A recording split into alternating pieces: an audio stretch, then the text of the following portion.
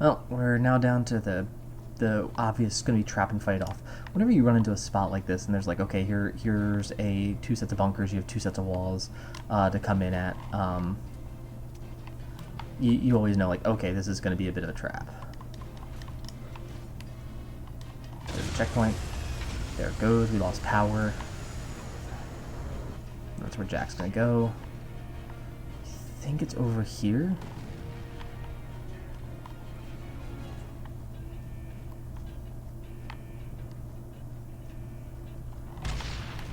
That's where it was.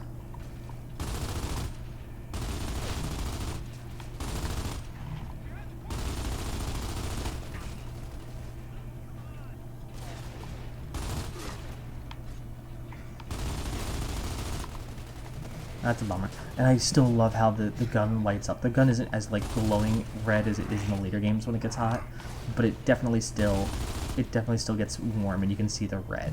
It fades a little bit, it's a little bit duller in color, but it is such a nice feature in this game that I think that they show that off.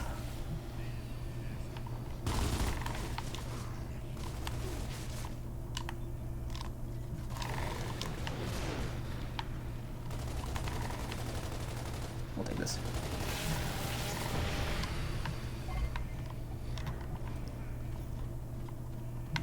Let's toss it over there.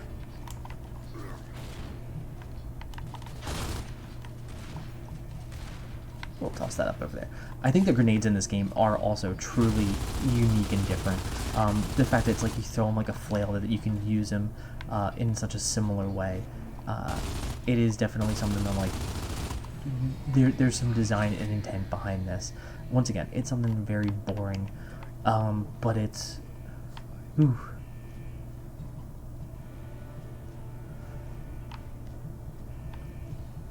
That's creepy, but you also see the blood. It's a pretty crimson. Like it's rook.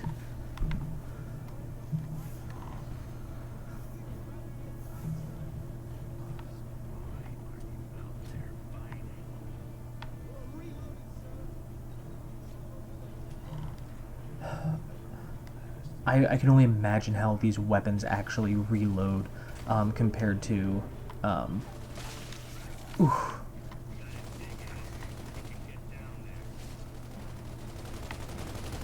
Alright, we're gonna go over and we're gonna do the hard flank here, guys. You, go ahead.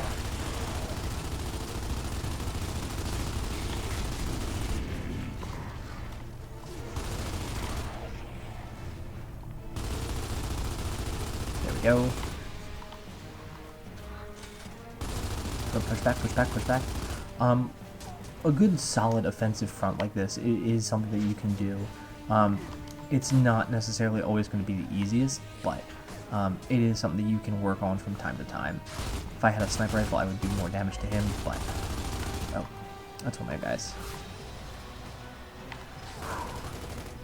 I do love the fact that the gunships are like these amazing powerhouses. They do feel good. Helicopters as gunships are pretty common. And there are planes later. Helicopters are often like sitting ducks.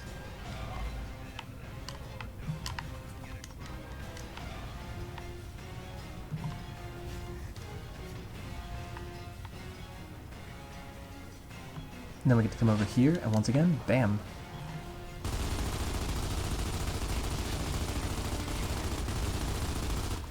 When you get a good flank on an enemy, there is definitely something that's like, okay, you guys have to now scramble because you're being shot from a place or a spot that you weren't expecting. It does feel, oh god, it does feel like, hey, we accomplished something here. One, we maybe cause them to like attack each other, or two, like just scramble and cause more casualties, take more people out of a fight than maybe we previously would have. Okay, make sure they're all down. Don't want them to get back up. So it is something that I think they do really well in this game.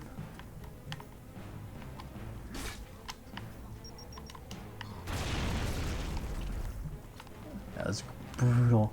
If you walk up on a wall, you can just slam one of those in there.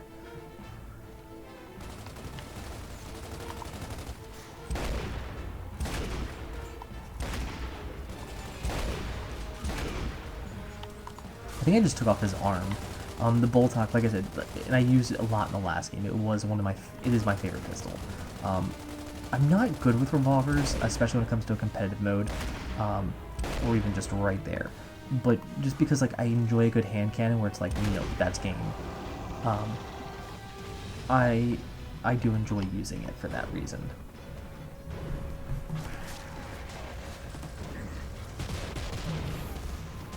Yeah, and there it's like they're overwhelmed, and I love how similar their armor looks to ours.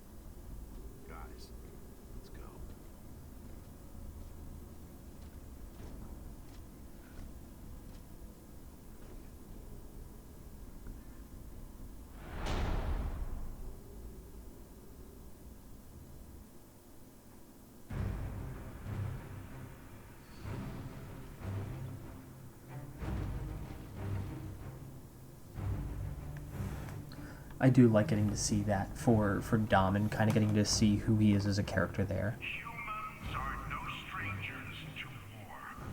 After all, we've been fighting for as long as we can remember. War is war. God, I love Colonel Hoffman. In the past, we fought for revolution. We fought for country. We fought for freedom. But all that changed after me. And here's where you see like the difference between this and to like a dictatorship almost, where it's not like we're fighting for freedom. We're fighting for survival. We've been fighting for as long as we can remember. That's how we get. And they make the point to be like that's kind of how we got here. Is we've been fighting so long that this should be nothing. Humanity faces extinction. Unless we end this war now. So why land down, Sergeant? Why not just drill down here? Jacinto's the one place he can't dig through, and land down's a perfect spot to hit him on their own turf. There's a shitload of grubs there, Sergeant. More like 10 shitloads. We had hoped the light mass bombing would decimate the Locust Horde. But they survived. And have returned stronger than ever. So one of the things that I do enjoy that is privates will ask questions like that. I've asked plenty of dumb or questions like, hey, like I don't understand why do we have to go here to do this thing? Why can't we just like go right over here? And a good sergeant will tell you like, hey, think about it. Sometimes they're told, sometimes they're not told. And for varying reasons for that, like D-Day, for instance, which is what we're going to come to, and it's the thematic lens for the next portion of the game, is us going to our version of D-Day, which is done in most Alien games. I think it's done in Halo. I know it's definitely done in Resistance at the beginning. It's done in Killzone 2. It's done here in Gears of War. D-Day is such a trope, it's such a motif in a combat. Like, you always have one, or a version of it. So what I enjoy about this is if you talk to somebody and you talk to some of the senior levels and they understand what's going on and they know, hey, this is why we're making the choices that we are, why we're going here, they'll talk to you about the strategical significance because they've been training, they've been fighting longer. As you go up in rank, they teach you more things. Not that they don't want you to know when you're younger, but they want you to have like the basics as a private. And then when you're like, okay, now I'm into leadership. Okay, now we're gonna give you sergeant like class knowledge, which is gonna be a little bit more. Okay, you got a captain, you got a lieutenant. They're gonna get more colonel, general. Then you have to start looking at the big picture. It's no longer just like this is what this battle is. It's like, okay, I have 50 battles going on. I know 10 of these I have to send, or like, well, we're gonna be more positive than that. Let's say 5 of them. I'm sending everyone there to their deaths, and I'm telling them that it's very important, and it is not. Because this is what you need to do to win, because yeah, we're going to lose these over here, but we're going to get such a push on this end where they're not expecting it. They're not going to be able to regroup in time.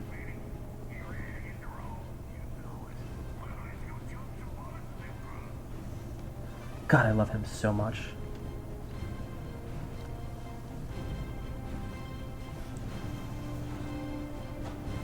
And like I said, here's our version of D-Day. Killzone does a really good one.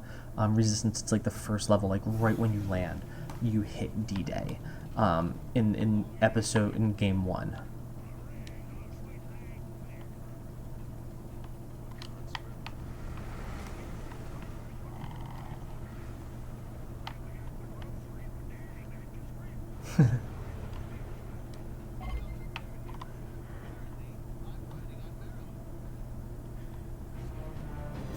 Love that shit.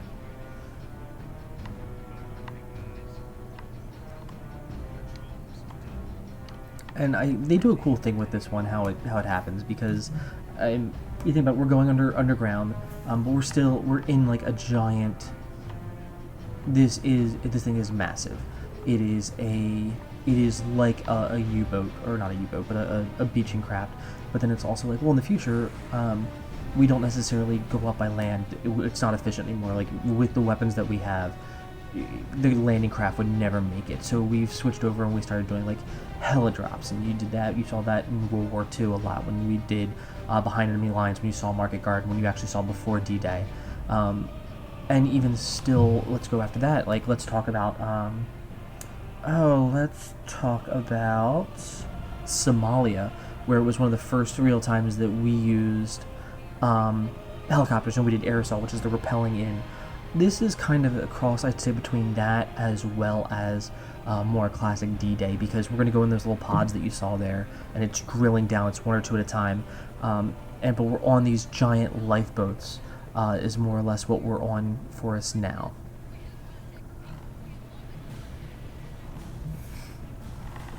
Mrs. Play's been super kind and letting me record this late at night, because there's an audio issue with the last one.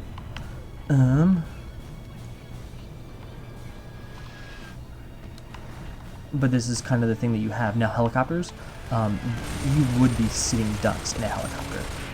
They are not. They're not great in maneuverability. They can only really go up, down in so many ways, and you see that like gliding there. It's also one of those things where if you look at a plane you can glide a little bit, but with something like a helicopter, you're kind of I love that tank, it just flies off the edge. It's one of those things where it's a real sitting duck. No, that's gonna hit. Oh, that one's gonna hit too.